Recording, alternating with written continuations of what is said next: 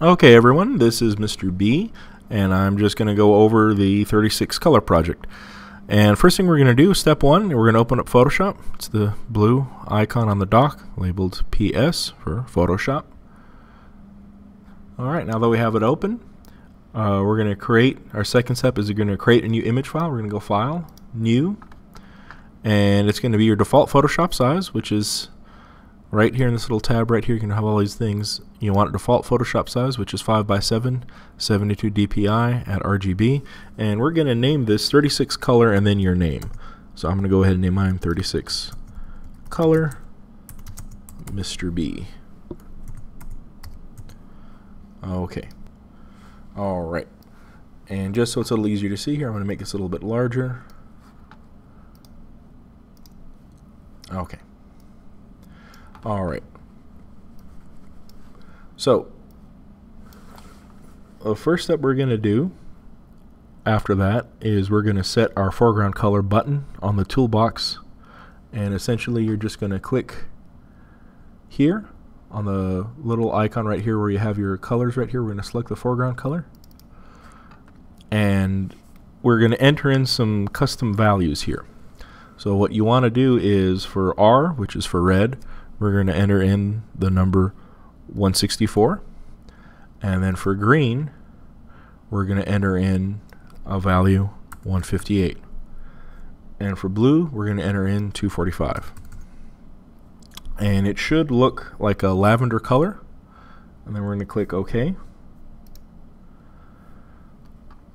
And if you go back here, you'll see this little inverted arrow here. You can make that your background color or your foreground color. For our purposes, we're going to go with our foreground color. And what we're going to do is we're going to go here, and we're going to go to the rectangle tool in our toolbox, which is actually down here. I apologize. Here's your rectangle tool. We're going to select that, and we're going to draw a rectangle in the center of the image of the window, just like so. Okay, so now we've created the lavender rectangle. We're going to try to make a rectangle approximately the same size as the other one, like so. Or it's about the same size, but it's kind of in front of it at an angle. And we're going to go here to Style. And what we're going to do is we're going to select the nebula style, which is that one right there. It'll be second from the bottom row, the second from the top row, I should say, right in there. We've created another rectangle, and we're going to use our swatches panel,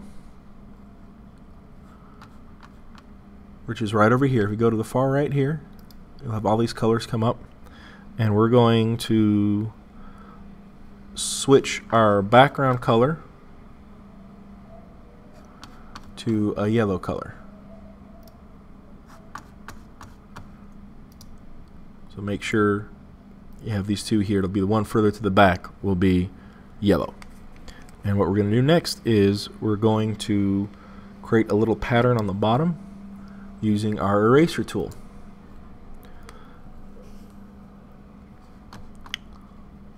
And you want to make sure when you're doing this, when you have your layers, you're going to have shape 1 and shape 2. You want to be on your background layer for this next part. So you're on your background layer, and you have your eraser tool, and you have your background color for yellow, and then you're just going to kind of create I'm going to make mine a little bit smaller here. You're going to create kind of like a little squiggly line here, like so. And what you want to do is for every bottom part, you're going to create a little pattern like that. There you go. Alright. Next step, we're going to go to our horizontal type tool, which is right here. It's shaped like the letter T. And we're going to go to where our characters are laid out, all our options here. Our font we want to be Arial.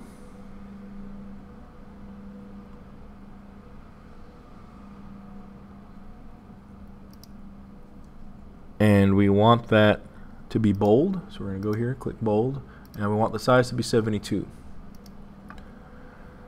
And you want it, instead of being left aligned, you want it to be center aligned. And you're going to click here to set the text color, and you just want some blue color. So you just kind of scroll up here.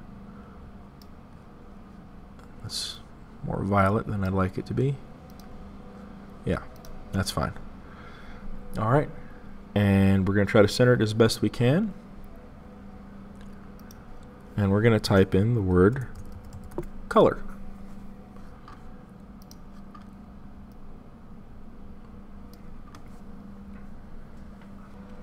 Alright, and that's pretty much it for this project. You can go Photoshop,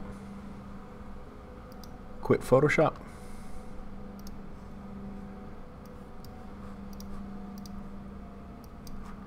And it's going to ask you want to save changes? Yes, save it. And you can save it to your desktop or in your documents folder somewhere else. And after you're done, just make sure to turn the project in to the assignment folder. And that's it for 36 color.